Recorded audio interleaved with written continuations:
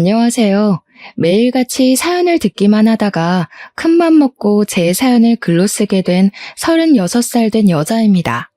저도 제가 이곳을 찾아와 이야기만 듣고 가기만 반복했지 제가 제 이야기를 여러분께 소개하게 될 거라고는 상상도 하지 못했습니다. 사실 저는 그동안 제가 참고 살면 된다고 생각을 하고 다른 분들의 용기 있는 결심을 응원하기만 했었는데요. 이제는 제가 그 응원을 전해받아야 할 시간인 것 같습니다. 시작부터 왜 이렇게 비장한가 싶으시죠? 물론 기상천외한 사건 사고가 많이들 있으니까 제 이야기가 그저 그런 평범한 일상이라고 생각이 드실지도 모르겠습니다. 인생을 뒤흔들 만큼 큰 사건이 있었던 것은 아니지만 많은 분들이 오히려 저의 이야기에 공감을 해주실 거라고 생각해봅니다. 원래 옆집 이야기가 제일 재밌고 친구들 싸움이 제일 흥미진진한 이야기인 것처럼 저도 여러분의 이웃으로서 속 시원한 이야기를 소개해드리고 싶습니다. 항상 시댁이라는 존재는 내로남불, 내가 하면 로맨스, 남이 하면 불륜이라는 말이 딱 어울리게 행동을 하는지 모르겠습니다.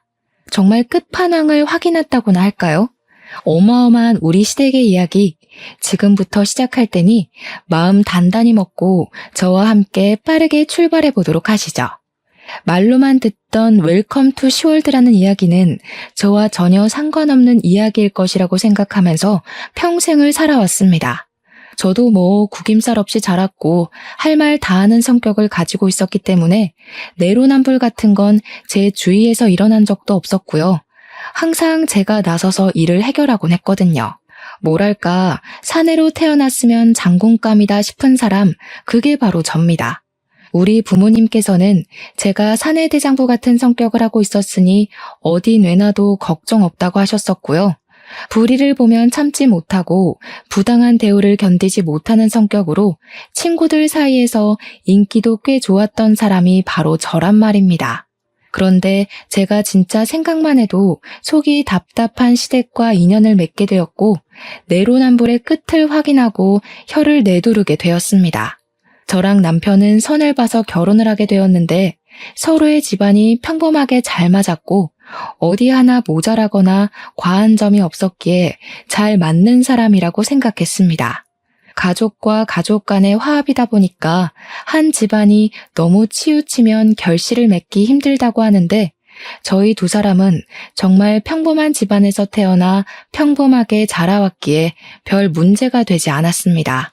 거기다가 남편이 순둥하고 둥글게 살자는 사람이고 어떻게 보면 묻어내서 같이 살기엔 안성맞춤이라고 생각을 하게 되었습니다. 물론 그 순한 성격이라는 게 결혼해서는 답답하고 미련하게 느껴진다는 걸 몰랐죠. 네, 몰랐습니다. 어쩜 그렇게 싫은 소리 한 번을 못하고 끙끙거리면서 해달라는 걸 다 들어주고 앉아있는지 제 속이 터져서 죽을 뻔한 적이 한두 번이 아니라니까요. 남편이랑 결혼을 준비할 때만 해도 우리 두 사람이 평생 검은 머리 팥불이 될 때까지 행복하게 살 것이라 믿어 의심치 않았습니다. 남편이랑 처음 부딪히게 된 사건은 결혼식을 코앞에 두고 신혼집을 얻으려고 이리저리 발품을 팔고 있을 때였습니다. 남편은 신혼집을 얻을 때 서울 외곽 쪽으로 집을 얻자고 박박 우겨댔고 저는 그런 남편의 말을 깡그리 무시하고 있었습니다. 당연히 외곽 쪽으로 가게 되면 교통도 불편하거니와 출퇴근이 너무 멀고 차도 막히고 대중교통에는 사람이 잔뜩 몰렸기 때문입니다. 무엇보다 저는 친정 쪽 근처에 집을 얻고 싶다는 생각이 강하게 있었기 때문에 친정과 매우 멀어지는 외곽 쪽은 아예 후보에도 없었던 지역이었습니다. 남편 회사가 외곽 쪽이랑 가까우냐?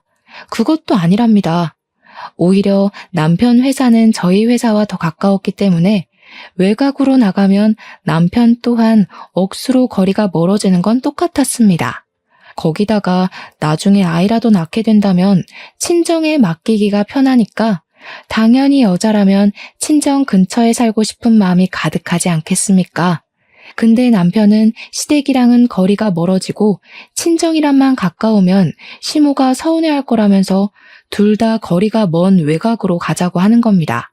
싫다고 제가 박박 우기면서 의견 차이가 좁혀지지 않는 와중에 저희 부모님께서 집을 얻을 때 돈을 보태주겠으니 친정 근처로 오라고 말씀을 하셨습니다. 남편도 대출이 부담되고 돈이 더 급했던 터라 알겠다고 하고 결국에는 친정 근처로 집을 얻게 되었습니다. 그랬더니 시모가 나한테 어떻게 친정 근처로 냉큼 갈 수가 있냐? 친정에서 돈을 지원해준다고 했어도 시댁 옆에 살겠다고 이야기를 해야 하는 거 아니냐고 핀잔을 주셨습니다. 알고 보니까 시모가 외곽 쪽으로 이사를 가려고 알아보고 있었다고 하더라고요. 근데 저희가 친정 근처로 가니 외곽으로 이사를 가지 않겠다고 하더라고요. 신혼집을 그쪽으로 얻었으면 남편과 시모의 농간에 제대로 놀아날 뻔했던 것이었습니다. 친정집은 지금 시댁이 사는 동네보다 집값이 더 비쌌거든요. 재개발해서 아파트도 전부 새 것이었고요. 저는 뒤통수를 맞은 느낌이 드는 걸 지울 수 없었지만 결과적으로 일이 벌어진 건 아니어서 참았습니다. 남편에게는 누나, 그러니까 손이 신우가 하나 있었는데 저와 남편이 결혼을 하기 전에 신우가 이혼을 한 번 하고 애 딸린 남자와 재혼을 한 상태였습니다. 그러니까 신우가 키우는 아이, 시조카는 친자식이 아니었는데 진짜 이 기집애도 시자가 붙은 조카라고 대박 여우더라고요. 저한테는 오빠가 하나 있었는데 오빠랑 저랑 나이 차이가 10살이나 났습니다. 터울이 꽤 크죠? 제가 늦둥이였거든요. 오빠는 일찍 결혼을 했기 때문에 조카가 중학생이 되었는데 결혼하기 바로 전에 중학생이 된 기념으로 제가 좋은 선물을 하나 해주고 싶었습니다. 어떤 선물을 해줄까 고민했는데 실용성 있는 선물이 좋겠다 싶어서 제 친조카이니까 휴대폰을 선물로 사주게 되었습니다. 휴대폰을 바꿔야 할 시기가 오기도 했고 요즘 아이들이 어떤 휴대폰을 쓰냐에 따라서 인기의 척도가 바뀐다는 이야기를 들었거든요.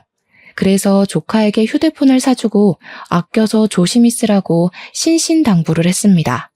그 이후에 결혼을 했고 시댁에 밥을 먹으러 갔는데 시조카가 입이 대빨 나와서 밥을 먹는 둥 마는 둥 하고 있더라고요. 신우는 그런 시조카를 무시하고 있고 저는 분위기가 이상해서 시조카에게 무슨 일이 있길래 그렇게 불만이 가득한 얼굴로 밥을 먹고 있냐고 물어보았습니다. 아니 글쎄, 우리 딸이 이번에 초등학교 6학년이 됐잖아. 근데 친구들이 전부 사과폰인지 뭔지를 쓴다고 그걸로 바꿔달라고 조르잖아. 가격이 무려 130만 원인데 내가 그걸 어떻게 사줘? 비싼 거는 못 사주지. 사과폰? 이번에 처조카 선물해준 그 핸드폰 말하나 보다. 이번에 처조카가 중학생이 됐거든. 그래서 선물로 하나 사줬었지? 진짜요? 저도 그거 가지고 싶어요, 숙모. 저도 초등학교 6학년 올라간 기념으로 사과폰 사주세요. 네? 그러면 민지도 중학생이 되면 숙모가 생각해 볼게. 숙모, 1년만 더 지나면 중학생 되는데 그냥 저 지금 사주시면 안 돼요? 친구들 다 가지고 있는데 저만 없으면 왕따 당한단 말이에요. 숙모 설마 제가 왕따 당하기를 바라시는 거 아니죠? 숙모네 조카랑 저랑 차별하시고 그러면 저 서운해요. 무슨 초등학생이 저렇게 말을 잘하는지 제 말문이 턱턱 막힐 정도로 막힘없이 말을 하더라고요. 제가 너무 당황스러워서 주제를 돌리려고 했는데 잘 걸렸다 싶은 건지 시조카는 끊임없이 저에게 사과폰을 선물로 사달라고 졸랐습니다. 문제는 굳이 하지 않아도 될 말을 꺼낸 남편은 입을 싹 씻고 혼자 밥을 맛있게 처먹고 있고 시부모도 아무 소리 하지 않고 밥만 먹고 있더라고요. 저한테 다 떠넘겨진 기분이 들었다고나 할까요? 제가 너무 어이가 없어서 시조카한테 나중에 하면서 말을 돌리려고 하시는데 신우가 딱 그러는 겁니다. 내가 웬만해서는 뭐 해달라 이런 소리 잘 안 하는데 설마 외조카만 챙기고 친조카는 나 몰라라 하는 거 아니지? 공평하게 해줘야지. 자기도 분명 비싸서 못 해준다고 딱 잘라 이야기를 하더니 남한테는 얻어먹고 싶은 건지 저한테 차별하면서 휴대폰 맡겨놓은 사람처럼 내놓으라고 하는 거 있죠? 어이가 없어서 저도 무슨 말을 해야 할지 잘 모르겠더라고요. 결국에는 남편의 옆구리를 찔렀더니 남편이 저를 쓱 보면서 말을 하더라고요. 할부에서 사면 별로 부담되는 가격은 아니지 않나? 어차피 휴대폰 다 할부로 사는 거잖아. 그 말에 시조카가 너무너무 좋다고 당장 사달라고 하면서 저에게 퀵배송이 되는 사이트 주소를 보여주더라고요. 거기서 사면 무슨 사은품도 주고 안전하게 배송도 해준다면서 집 주소는 당연히 아시죠? 하는데 무슨 초등학생이 그리 영악한지 혀를 내둘렀습니다. 핸드폰 값이 1, 20만 원 하는 것도 아니고 무려 130만 원이나 하는데 제가 왜 신우딸, 그것도 신우 친딸도 아니고 재혼한 남자가 데려온 딸에게 해줘야 하는지 모르겠더라고요. 남편에게 그냥 솔직하게 우리 이거 사는 거 부담되지 않냐고 못 해주겠다고 했더니 남편이 나중에서야 저한테 그걸 지금 말하면 어떡하냐고 하더라고요. 아니 제가 옆구리 찌를 때는 모른 척하면서 뭐 할부가 어쩌니 저쩌네 해놓고 왜 제 탓을 하는지 모르겠더라니까요. 사람이 착한 거랑 미련한 건 차이가 있는 법인데 남편은 미련 수준이 아니라 아주 미련 할아버지가 붙은 수준이었습니다. 답답해 죽겠더라고요. 제가 남편에게 옆구리 찌르지 않았냐고 딱 잘라서 시조카한테 못 사준다고 거절을 했어야지 했더니 왜 자기한테 떠넘기냐고 하는 겁니다. 자기가 싫은 소리 못하고 거절 못하는 거 알면서 옆구리를 찌른 것 자체가 잘못된 거라는 식으로 말을 하는 거예요. 아니 싫은 소리가 아니라 이건 딱 잘라서 너무 고가의 제품이니 나중에 크면 사주겠다는 식으로 돌려서 말했어야 하는 거라고 남편에게 훈계를 했습니다. 그랬더니 저한테 그러면 외조카에게는 왜 사준 거냐고 차별 맞잖아. 차별! 이딴 소리를 짓거리는 게 아니겠습니까? 저는 남편에게 그래 내가 내 조카 사주는 건 그렇다 치고 네 조카의 핸드폰까지 왜 내가 사줘야 하냐고 네 용돈에서 사주라고 했더니 구시렁거리더라고요. 남들에게 싫은 소리 못한다고 하더니 나한테는 잘만 하네. 나한테 하는 것처럼 너네 누나한테 말을 하라고 비꼬아줬습니다. 그러니까 지도 좀 겸연쩍었던 건지 뭔지 지 용돈에서 할부로 사주더라고요. 근데 그 휴대폰 주자마자 신우가 나한테 이런 비싼 걸 사주다니 너무 고맙다면서 잘 쓰겠다고 신이 나서 말을 하더라고요. 그도 그냥 씩 웃으면서 아니라고 그거 남편이 조카 사주겠다고 자기 용돈으로 사준 거라고 했더니 신우가 갑자기 입을 합 다물더라고요. 자기 동생이 산 게 맞냐면서 아니 올케는 뭐하고 내 동생이 이걸 사? 하면서 뾰족하게 나를 세워서 이야기를 하는 게 아니겠습니까? 진짜 어이가 없어서. 그러니까 공짜로 선물 받고 싶은데 자기 가족이 아니라 저에게 받고 싶었던 것입니다. 굳이 저를 고집하는 이유가 뭐겠습니까? 제 동생 돈은 아깝고 제 돈은 안 아깝다 이거죠. 그래서 신우에게 너 돈 내 돈이 어디 있는 거냐고 부부니까 다 같이 쓰는 거라고 각자 자기 조카 챙기면 서로 정도 싹두고 좋지 않겠냐고 말했습니다. 신우가 저에게 완전 정색을 하고 알겠다고 한마디 딱 하더니 시모에게 가서 치사하게 싹 다 잃은 거 있죠? 진짜 입도 어찌나 가벼운지. 시모가 저한테 전화를 해서는 우리 아들이 용돈 받아서 쓰는 것도 화가 나서 죽겠는데 그 돈 쪼개서 애 휴대폰을 사주는 게 말이 되냐고 하더라고요.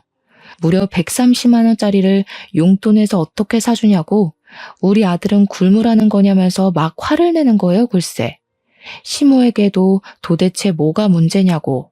나는 내 조카 챙기고 남편은 자기 조카 챙긴 건데 서로 조카들 챙기고 사이 좋아 보이잖아요. 하면서 시모 속을 더 뒤집어 놨습니다. 시모가 저한테 뭐라는 줄 아세요? 어쩜 그리 반반 딱 나누려고 하냐면서 저한테 네 용돈으로 사주면 되지 하는 겁니다. 저도 웃으면서 제가 왜요? 하고 말을 했더니 시모가 저한테 말을 싹 수 없게 해서 열이 받아서 더는 통화 못하겠다고 전화를 끊어버리더라고요. 그러고는 남편한테 전화를 해가지고 우리 아들 불쌍해서 어쩌니 용돈 받아 쓰는 것도 마음 아파 죽겠는데 130만 원 할부금을 무슨 수로 갚니? 했나 보더라고요. 남편이 저한테 와서는 도대체 시모한테 무슨 소리를 어떻게 했길래 직접 전화가 와서 자기한테 곡소리를 내냐고 하더라고요. 제가 뭘 어쨌다고 곡소리를 낸다는 건지 저도 궁금하긴 하더라고요. 뭐 남편한테는 어쩌긴 뭘 어쩌겠냐고 그냥 할 말을 한 것뿐이라고 이러나 저러나 틀린 말 한 건 하나도 없으니까 저한테 그 부분으로 더 이상 말 걸지 말라고 했습니다. 남편이 저한테 자기 엄마가 마음이 여리고 상처가 많은 사람이라며 말을 앞으로 조심하라는 식으로 충고를 하는 게 아니겠습니까? 어른한테 고분고분하게 굴 줄도 알아야지 너무한 거 아니냐고 구시렁거리더라고요. 아니 싫은 소리 못한다는 사람이 왜 저한테는 그리 쉽게 잘만 하는지, 이런 사람을 평생 믿고 살아도 괜찮은 건지 헷갈리더라고요. 시모는 그 뒤로도 저희 집 살림에 엄청나게 간섭을 하기 시작했습니다. 치가 떨려서 시모 전화를 받고 싶지 않을 정도였어요. 우리 아들로 시작된 전화는 결국 너는 애가 그거 하나 신경을 못 쓰니? 하는 말로 끝나곤 했거든요. 저에게 전화를 해서는 우리 아들이 겉절이를 좋아하니까 일주일에 한 번씩 배추를 절여다가 겉절이를 해서 먹이라는 소리. 제철 나물은 꼭 먹어줘야 몸이 튼튼해지는 거니까 이번에는 시금치를 데쳐라, 이번에는 냉이를 무쳐라 하는 소리. 결혼 전에는 아침마다 토마토와 케일, 사과 같은 걸 갈아서 찻즙 주스를 꼬박꼬박 먹였으니 너도 아침에 일어나서 찻즙 주스 신선하게 내려서 꼭 한 잔씩 주라는 소리. 영양제를 매일 챙겨주지 않으면 까먹고 먹지를 않으니까 알람 맞춰놓고 하나씩 먹여야 한다. 비타민이랑 칼슘은 시간차를 두고 먹여라 하는 소리. 아니 무슨 우리 남편은 알람도 못 맞추는 바보입니까? 왜 그거를 일일이 저한테 하라고 시키는 건지 정신 나가는 줄 알았습니다.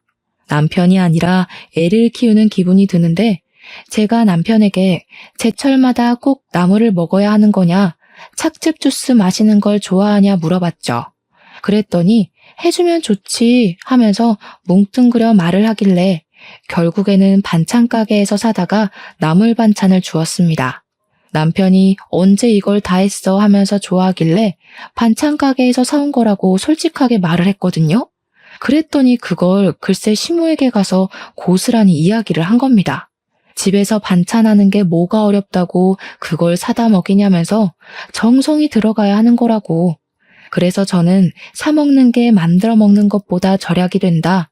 나물 반찬 해줘봐야 한 끼 먹고 안 먹던데 집에서 하면 양이 많아지니까 다 상해버린다고 했습니다. 그러니까 시모가 시금치 같은 것들은 된장에 묻히고 간장에도 묻히고 된장국을 끓여도 되고 하면서 저도 아는 레시피를 막 말해주더라고요. 아니 누가 몰라서 안 해먹겠습니까?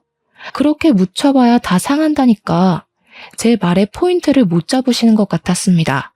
그래서 신모에게 그냥 어머님이 매번 나물 무치신다고 하니까 하실 때 넉넉하게 해서 저희 집에도 좀 가져다 주세요 했습니다.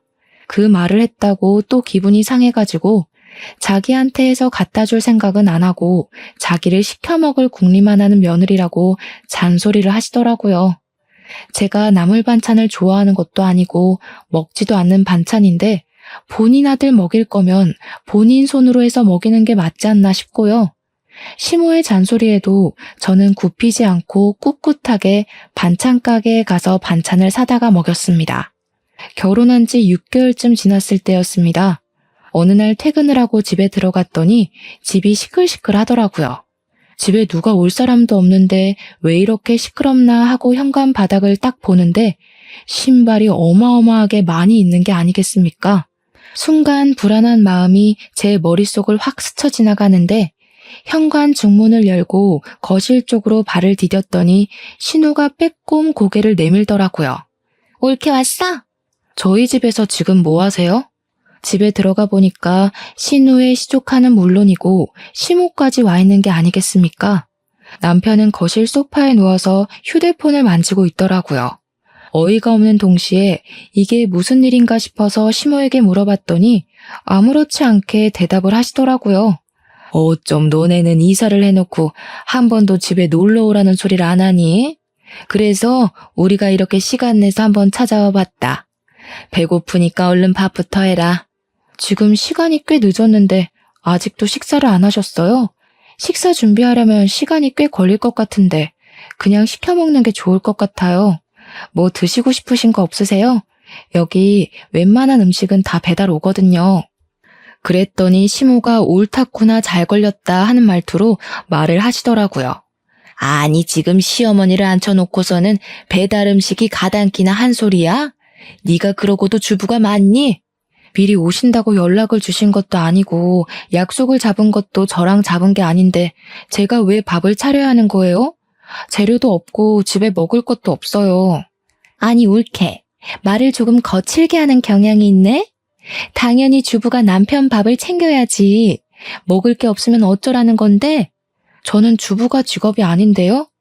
엄연히 직장이 있는 사람이에요. 저 4대 보험도 되거든요? 그러는 신우는 아주버님 밥 안 챙기고 여기서 뭐 하시는 거예요? 어머님도 집에 가셔서 아버님 식사 챙겨주셔야 하는 거 아닌가요? 그러니까 신우도 시모도 입을 싹 다물더라고요. 그러길래 도대체 왜 저를 못 잡아먹어서 안달인지 모르겠다니까요. 신우도 괜히 민망한지 자기 남편은 밖에서 밥 먹고 온다고 했다고 조용히 말을 하더라고요. 그러니까요. 아주버님도 밖에서 저녁 사드시고 온다는데 저희는 왜 사 먹으면 안 되냐고요. 아유, 말대답. 너네가 평소에 뭐 해 먹고 사는지 궁금하니까 밥 한번 차려봐. 짜증이 확 나고 저러는 이유가 투명하게 보여서 그냥 라면 5개를 끓이고 반찬 가게에서 사온 나물이랑 김치를 꺼냈습니다. 김치도 일부러 보란 듯이 대형마트에서 파는 봉지 김치를 꺼냈더니 시모가 기겁을 하면서 이런 중국산 김치를 먹는 거냐고 화를 내는 게 아니겠습니까? 대기업 마크가 떡하니 찍혀 있는데 중국산은 무슨 얼어 죽을 중국산이라는 건지. 어머님, 땡땡 기업 모르세요? 대한민국 10대 기업 안에 드는 땡땡 기업이요. 이 김치 거기 회사에서 나온 건데 국산 김치가 어떻게 중국 김치예요? 너무 재밌다. 그럼 땡땡 기업이 중국 기업이라는 소리예요? 어디 가서 그런 이야기 하시면 큰일 나요. 그랬더니 시모가 자기는 라면 안 먹는다고 밥 달라고 하기에 저쪽에 가시면 즉석밥 있으니까 데워 드시라고 했습니다. 저도 열이 받으니까 막 나가게 되더라고요. 말을 뱉으면서도 어찌나 속이 시원하던지 정말. 제가 룰루랄라 공격들을 다 받아쳐내니까 작전을 바꾼 건지 뭔지 시모가 아이고 우리 아들 불쌍해서 어떻게 하는 겁니다. 불쌍한 우리 아들, 엄마가 옆에 딱 붙어서 살았어야 밥도 챙겨주고 하는 건데. 그래, 이건 올케가 좀 너무했다. 다른 것도 아니고 라면 하나 딱 끓여주는 거야? 맛만 좋은데 왜 그래? 와, 숙모, 라면 진짜 잘 끓이시네요. 쩐다 쩔어. 면 꼬들꼬들한 거 봐. 그 와중에 시조카는 맛있다면서 신나서 라면을 먹더라고요. 이게 사과폰의 힘인가 싶기도 했습니다. 그날 그렇게 라면만 먹고 돌아간 시모는 이가 갈렸는지 한동안 잔소리도 하지 않으셨습니다. 또 시간이 조금 흐르고 저희 친오빠가 중학교 들어간 딸이 첫째인데 이번에 둘째 아들을 아주 큰 터울을 가지고 낳게 되었습니다. 나이 차이가 꽤 많이 나는 늦둥이인데 부부 금술이 좋아서 그런 건지 예상치 못한 아이가 떡하니 생겼고 이것 또한 축복이라면서 아이를 무리해서 출산하게 되었습니다. 아들을 낳았다면서 당연히 우리 집에서도 무척이나 좋아하셨고 저도 선물을 챙겨서 둘째 조카를 보러 가고 했습니다. 근데 그 소식을 시댁에서 들은 건지 저한테 시모가 대뜸 전화를 하지 않겠습니까? 그러더니 저에게 집 근처에 백화점이 있냐고 물어보시더라고요. 그래서 백화점 있다고 15분 거리에 있는데 무슨 일이시냐, 뭐 필요한 게 있으시냐 상투적인 질문을 드렸습니다. 그랬더니 백화점 지하 코너에 가면 비싸고 질이 엄청 좋은 과일들이 많이 나왔을 거라고 하시더라고요. 지금이 뭐 사과가 제철이니 어쩌니 하시는데 왜 그러시나 싶었죠. 사과가 드시고 싶어서 사오라는 이야기를 돌려 하시는 건가 했는데 저한테 그 과일을 사다가 전용 세제 말고 식초물에 깨끗하게 씻으라고 하더라고요. 과일 세척 세제를 쓰면 뭐 나쁜 성분이 섞여 있을 수밖에 없거니와 깨끗하게 다 씻겨 내려가지 않는다 어쩐다 하면서요. 그 이후에 믹서기 같은 곳에다가 갈면 건더기가 생긴다면서 저에게 깨끗하게 씻은 과일을 강판에다가 정성스럽게 갈아 내리라고 하셨습니다. 순간 우리 둘째 조카를 챙기라고 이러시는 건가 싶어서 아직 너무 신생아라서 과일은 먹을 수 없다고 이야기를 했더니 시모가 응? 하시더라고요. 뭔 소리를 하는 게냐? 우리 아들 주라고, 우리 아들. 우리 아들이 과일을 깎아 놓으면 잘 챙겨 먹지를 않아. 그러니까 그렇게 강판에 갈아서 냉장고에 넣어둬라. 아침에 하나씩 꺼내주면 잘 먹는다. 우리 아들이 과일도 잘 챙겨 먹어야지. 맨날 밥만 먹으면 안 돼.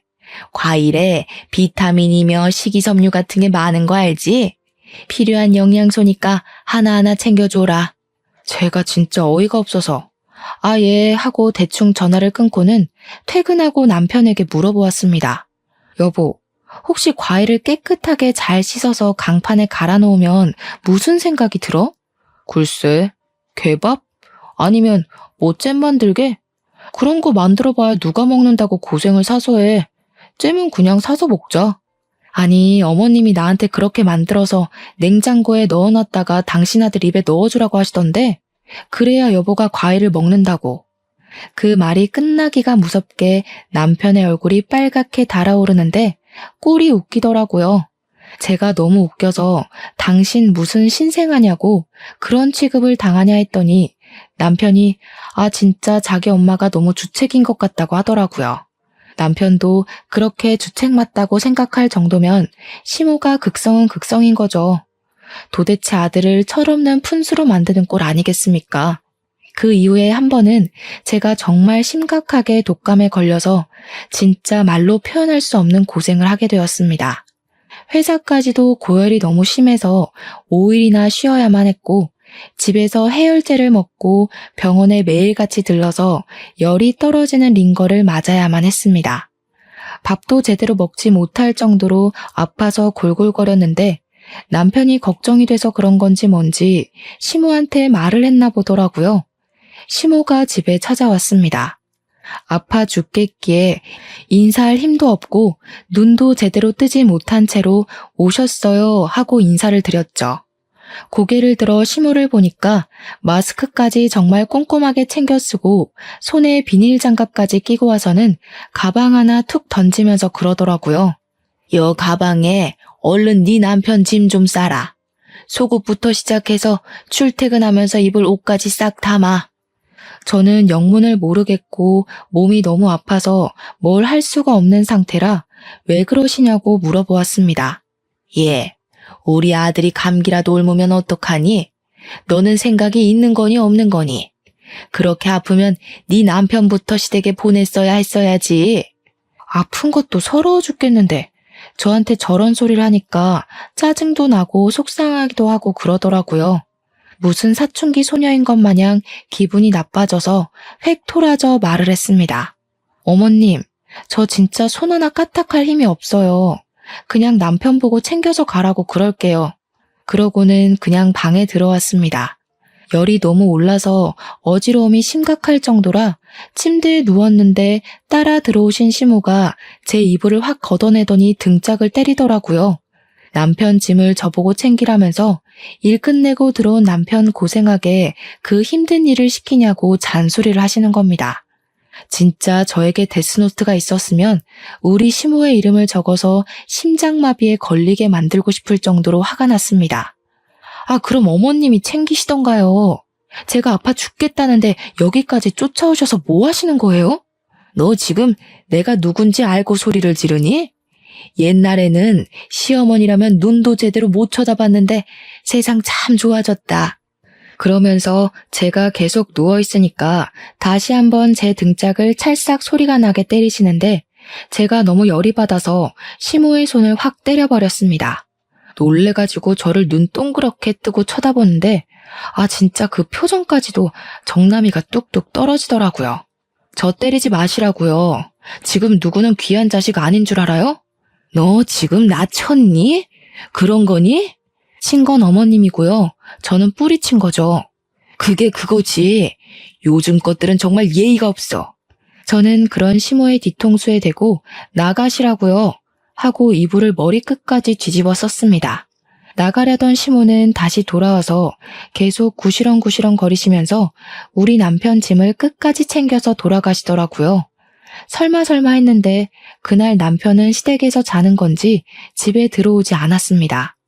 그런데 하필 가는 날이 장날이라고 그날 밤에 제가 열이 39도까지 올라가면서 쓰러지게 된 겁니다. 겨우겨우 음성인식으로 연결해서 119에 신고하고 응급차에 실려가게 되었습니다. 병원에서도 저에게 열이 39.8도였다면서 정말 위험했다고 보호자분 어디 계시냐고 묻는데 남편에게 전화를 걸었더니 왁자지껄한 소리가 들리더라고요. 시댁에서 술판이라도 벌인 건지 시무랑 신우 목소리도 들리고 남편은 저에게 술을 먹고 있다고 하더라고요. 너무 열이 받아서 전화 바로 끊고 엄마한테 전화를 걸어 엉엉 울었습니다. 아픈 것도 서러운데 남편까지 저 모양 저 꼴이라고 말입니다. 그러니까 부모님께서 그 새벽에 놀라가지고는 병원 응급실로 바로 뛰어오셨어요. 김서방 어디 갔냐고 물어보시는데 힘들고 목이 바싹 타서 죽을 것 같았지만 원래 고자질이라는 게 제일 즐거운 거 아니겠습니까? 하나도 빠짐없이 모든 사실을 다 일러바쳤습니다. 저희 아버지께서 엄청나게 열이 받으셔서는 당장 뒤집어 엎겠다고 이혼하라고 그런 취급 받으면서 살 필요 없다고 하시더라고요. 부모님께서도 저의 이혼을 지지해 주시겠다는데 제가 굳이 피할 이유가 있겠습니까? 저는 이혼을 결심했고 퇴원을 하고 나서 제대로 사건이 터지게 되었습니다. 시모가 집에 남편 짐은 물론이고 본인 짐까지 죄다 싸들고 찾아온 게 아니겠습니까? 무슨 짐이 이렇게 많은가 싶어서 보다 보니 시모 짐까지 섞여 있더라고요. 불길한 예감은 뭐 틀리지 않는 법이죠. 저는 바로 정신을 차리고 남편에게 물어보았습니다. 이 짐들은 다 뭐야? 당신 짐만 있는 게 아닌 것 같은데? 우리 집 내놨다. 아무리 생각해도 내가 너무 못 믿어워서 두 다리를 뻗고 잘 수가 있어야지. 우리 아들이 결혼하고 살이 홀쭉하게 빠진 거 봐라. 저게 사람 몰골이니? 삐쩍 말라가지고 볼품없게. 저 사람 원래 저랬어요. 연애할 때도 비쩍 말라서 볼품 없었는데요. 이게 또박또박. 먹는 것만 봐도 맨날 사온 반찬이고 김치도 마트 김치를 사 먹인다는 게 말이나 되니? 내가 같이 살면서 우리 아들 밥도 해주고 말이다. 살림도 좀 알려주고. 너 신부 수업 안 받고 온 거 티나서 내가 가르치려고 한다. 내 말에 토달지 마. 내가 우리 아들 집에 와서 지내겠다는 게 문제는 아니잖니. 그러면서 글쎄 본인 집만 쏙쏙 골라다가 저희 집 남는 방이 하나 있었는데 그 자리에 짐을 풀더라고요. 제가 너무 황당해가지고 이건 아닌 것 같다고 했습니다. 뭐가 아니냐고 저한테 뾰족하게 되물으면서 자기 말에 틀린 게 있냐고 반박할 거리가 있으면 해보라고 하시더라고요. 물론 뭐 시모 말이 틀린 말은 아니죠. 반찬 사 먹고 김치 사 먹는 게 근데 그게 왜요? 요즘 누가 일일이 하나요? 아무리 아들 집이라고 해도 며느리가 있는데 저랑 상의도 없이 갑자기 같이 살겠다고 하는 건 아닌 것 같아요. 그럼 어쩌니? 이미 우리 집은 내놨는데. 네 시아버지는 평생 수원이 강원도에서 감자 농사 짓는 거였거든? 그래서 강원도에 마당 딸린 집 알아보고 있다. 나는 도시에서 살아야 하는 사람이라 여기 와서 지내기로 결정했어. 내가 우리 아들 집에 오는데 네 의견은 별로 필요 없는 것 같은데? 내 배로 낳은 자식 내가 끼고 살겠다는데 왜? 완전히 뒤통수 제대로 맞은 느낌이 들어서 남편에게 뭐라고 말 좀 해보라고 아니면 내가 알아들을 수 있게 설명이라도 해보라고 했습니다. 그랬더니 남편이 천하태평 묵사발에 밥 말아먹는 소리를 하더라고요. 엄마는 도시 살고 싶어하고 아빠는 시골 살고 싶어하고 딱 아기가 맞잖아. 엄마 혼자 살면 외롭기도 하고 같이 살면 좋고 그리고 우리 맞벌이 하니까 밥 해먹기도 쉽지 않았는데 엄마랑 같이 있으면 편하긴 하겠지. 쑥스로 밀어붙이기로 결심을 한 건지 뭔지 두 명이서 밀고 들어오며 박박 우기니까 제가 집을 나가지 않는 이상 답이 나지 않겠더라고요. 당장 친정에 가기도 애매하고 해서 일단 쫓아내봐야겠다고 생각만 했습니다. 근데 다음날 퇴근하고 집으로 오니 남편의 말대로 밥이 차려져 있기는 개뿔, 재료만 수북히 쌓여 있더라고요. 이게 다 뭔가 싶어서 시모를 바라보았습니다. 그러니 시모가 저에게 타이밍 맞춰서 잘 왔다면서 이제 밥을 하자고 하더니 양파를 썰어라, 국을 해라, 볶아라, 감봐라, 차려라 난리를 부렸어요. 이게 남편이 말하는 밥 해주러 온 시모인 건가 싶어서 멍하니 남편을 바라보았죠. 그저 시모는 제가 하는 걸 지켜보러 온 사람이었습니다. 그러면서 우리 아들은 적어도 오첩밥상은 있어야 한다면서 저에게 앞으로 반찬 신경을 쓰라고 이야기를 하는 것이 아니겠습니까? 내일은 사골국을 먹어야겠다고 하면서 핏물을 이미 빼놓고 있다며 아침 5시에 일어나서 출근 전까지 푹 고아놓으라고 하시더라고요. 제정신인가요? 저는 출근해야 하는 사람인데 제가 당연히 못하겠다고 말을 하니까 제 등짝을 때리면서 시어머니가 시키는데 어디서 토를 다냐고 하더라고요. 일단 무시하고 잠을 잤거든요. 아침에 알람도 일부러 안 해놓고 잤는데 갑자기 5시에 시모가 안방문을 벌컥 열고 들어와서는 저를 깨우는 겁니다. 그놈의 사골국 끓이라고요. 진짜 욕이 절로 나오는 거 있죠? 너무 열받아서 남편까지 깨웠더니 시모가 또 제 등짝을 때리면서 어디 잠자는 남편을 깨우냐고 하더라고요. 제가 그날 사골국 끓이면서 이혼을 결심했는데 이대로 쉽게 놓아주면 너무 억울하지 않겠습니까? 바로 그날 저도 친정 부모님을 호출했습니다. 그간 있었던 사정 설명을 다 하고 짐 싸들고 오라고 했더니 아빠랑 엄마랑 둘 다 벼르고 있었는지 본때를 보여준다고 하더라고요. 그날 퇴근하고 부모님이랑 같이 집에 가니까 시모랑 남편이 엄청나게 당황하더라고요. 그래서 저도 웃으면서 우리 엄마 아빠도 같이 살면 좋지 뭐 했습니다. 아니 이렇게 말도 없이 사돈어른도 말도 없이 찾아오셨다면서요. 저희 집은 제가 요리를 하기 때문에 오늘 저녁은 제가 차리도록 하겠습니다. 그러니 시모가 안절부절 가만히 있지를 못하더라고요. 막 며느리가 하면 되는데 하면서 당연스럽게 저를 쳐다보는데 우리 엄마가 그러셨습니다.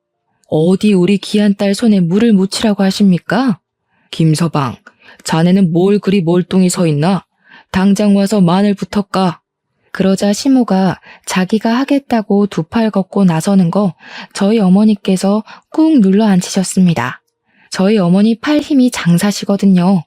여자가 왜 주방에 들어갑니까? 그거 다 옛날 말이죠. 김서방, 자네가 들어와서 하게나. 남편은 TV 보면서 탱자탱자 쉬려고 했다가 저희 부모님 때문에 쉬지도 못하고 꼼짝없이 끌려서 그날 밤 내내 요리하고 설거지하고 빨래 정리를 했습니다. 그리고 뻗어서 자려고 하는데 시모가 슬쩍 와서 말을 하더라고요. 사돈댁은 언제 집에 가시니? 가긴 어딜 가세요. 저희 부모님도 집 부동산에 내놓고 오신 건데요. 시모가 부들부들 떠는데 뭐 어쩌겠습니까? 시모가 방에 들어가려고 하니까 그제야 남편이 저희 집에 남는 방이 없어서 하면서 웃더라고요.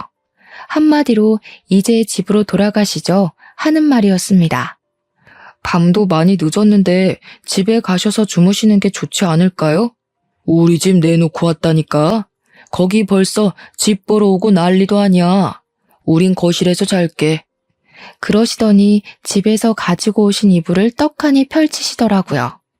남편이 저를 보면서 입모양으로 어떻게 좀 해보라고 하는데 제가 왜 그래야 하죠? 뭘 어떻게 해. 엄마 아빠 같이 살면 좋지. 나중에 우리 애도 다 봐주실 텐데. 우리 엄마 있잖아. 어제 못 봤어? 하나하나 나 시키시던 거? 그리고 새벽 4시 30분에 아빠가 안방에 들어와서 남편을 깨우기 시작했습니다. 남편이 비몽사몽에 왜 그러시냐고 주말인데 하고 대꾸를 했죠. 남자가 이 시간까지 자는 게 말이 돼? 일단 나랑 나가서 운동이라도 좀 하세. 자네 놈이 이리 비실비실해서 되겠어? 이러니까 손주 소식이 없지. 눈곱도 떼지 못한 남편을 끌고 나가서 동네 산을 뛰고 오셨다더라고요. 남편이 헉헉거릴 때마다 등짝을 때리면서 뛰어, 뛰어 하셨다는데 저희 아버지 취미로 마라톤 하시는 분이시거든요.